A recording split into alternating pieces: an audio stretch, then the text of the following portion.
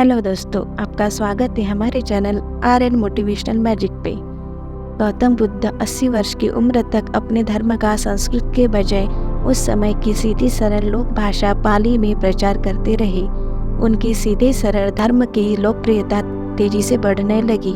4 सप्ताह तक बोधि वृक्ष के नीचे रहकर धर्म के स्वरूप का चिंतन करने के बाद बुद्ध धर्म का उपदेश करने निकल पड़े।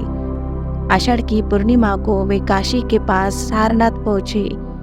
वहीं पर उन्होंने सर्वप्रथम धर्मोपदेश दिया और प्रथम 5 मित्रों को अपना अनुयायी बनाया। फिर उन्हें धर्म प्रचार करने के लिए भेज दिया। भगवान बुद्ध ने लोगों को मध्यम मार्ग का उपदेश किया। उन्होंने दुख, उसके कारण और निवारण के लिए अष्टांगिक मार्ग सुझाया। उन्होंने अहिंसा पर बहुत जोर दिया और आज की ये कहानी भी अहिंसा पर आधारित है। गौतम बुद्ध ने ये कहानी से हमें मार्गदर्शन किया है कि हमें हिंसा नहीं करनी चाहिए। हमें पशु हो या मनुष्य हो, किसी से हिंसा नहीं करनी चाहिए और उसे तुच्छ लेखना नहीं चाहिए। तो चलो दोस्तों, सुनते हैं आज की कहानी। एक बार महात्मा बुद्ध किसी गांव में गए। वहाँ एक स्त्री ने उनसे पूछा कि आप तो किसी राजकुमार की तरह दिख रहे हैं, आपने युवावस्था में गेरुआ वस्त्र क्यों धारण किया है? बुद्ध ने उत्तर दिया कि मैंने 3 प्रश्नों के हल ढूंढने के लिए संन्यास लिया है।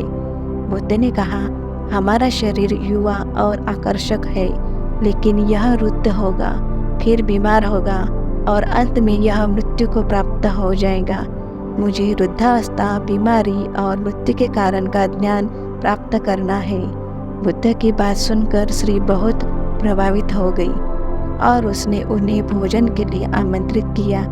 जैसे ही ये बात गांव के लोगों को मालूम हुई तो सभी ने बुद्ध से कहा कि वे उस स्त्री के यहाँ न जाएं, क्योंकि वह स्त्री चरित्रहीन है।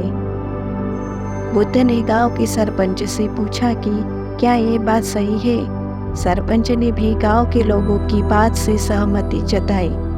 तब बुद्ध ने सरपंच का एक हाथ पकड़कर कहा कि अब ताली बजाकर दिखाओ। इस पर सरपंच ने कहा कि यह असंभव है, एक हाथ से ताली नहीं बज सकती।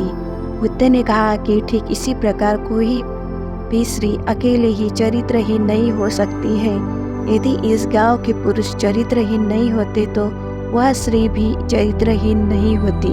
गांव के सभी पुरुष बुद्ध की ये बात सुनकर शर्मिंदा हो गए। दोस्तों, अगर ये कहानी आपको अच्छी लगे तो हमारे चैनल RN मोटिवेशनल मैजिक को लाइक, सब्सक्राइब जरूर कीजिए। धन्यवाद।